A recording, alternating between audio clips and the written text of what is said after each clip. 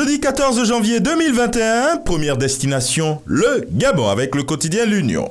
Le journal se demande s'ils vont passer les primaires. Eux, ce sont les candidats du PDG aux élections sénatoriales des 30 janvier et 6 février et ils devront donc passer le week-end à venir par la case primaire pour se départager. Une première au sein du parti au pouvoir, sûr de conserver au final sa majorité dans la deuxième chambre du Parlement qui devrait donner lieu à un choc des ambitions, mettant parfois en scène des figures des législatures successives. En Côte d'Ivoire, le nouveau réveil écrit PDC-IRDA préparative des élections législatives, la répartition des arbitrages pour la sélection des candidats. Ces élections de s'installer encore en manchette de Fraternité Matin, législative 2021, Isiaka Sangaré, secrétaire général du FPI, d'expliquer pourquoi sa formation politique participe au scrutin. Des partis de l'opposition interpellent Bédié dans la foulée. Avec le patriote paysage politique en Côte d'Ivoire après la présidentielle, des signes de décrispation. L'essor ivoirien lui dit qu'après avoir roulé ses alliés de circonstance dans la farine, c'est la déchirure entre Bédié et Soro. En manchette du quotidien L'Information pour tous, le président du Rassemblement patriotique du Faso affirme que Zéphirin Diabré a rendu beaucoup de services à ce régime et qu'il était normal qu'il soit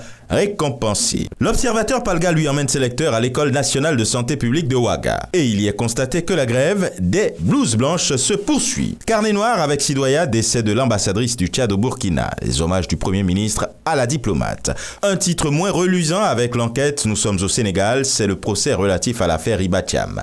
Confession post-mortem. Le soleil lui ce jour en disant qu'au cœur du conflit centrafricain, c'est l'enfer à Bangui.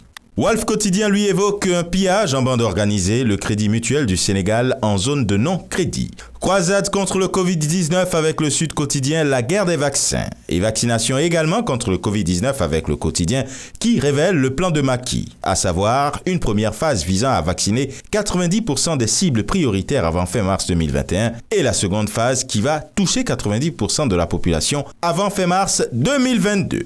Au Togo, Liberté s'intéresse aux négociations en vue d'un partage du pouvoir fort Agbeyome. La DMK en appelle à la conscience du père Afoyon et de Monseigneur Bariga.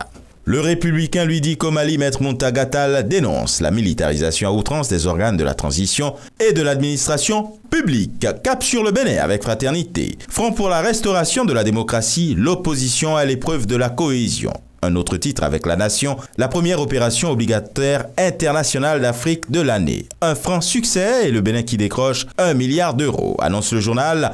Eurobonds renchérit le matinal, le Bénin réalise la première opération obligataire d'Afrique de 2021. La preuve d'une crédibilité et d'une confiance auprès des marchés financiers, commente le journal. Et enfin, du côté du royaume chérifien, le matin écrit que quelques jours après les déclarations sans équivoque de David Schenker à Alger, les taux se resserrent davantage autour des séparatistes.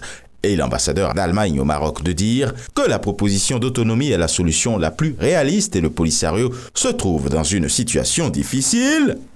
Et ce sera tout pour aujourd'hui. Mais encore, prudence, vigilance et surtout, n'oubliez pas les gestes barrières. À demain!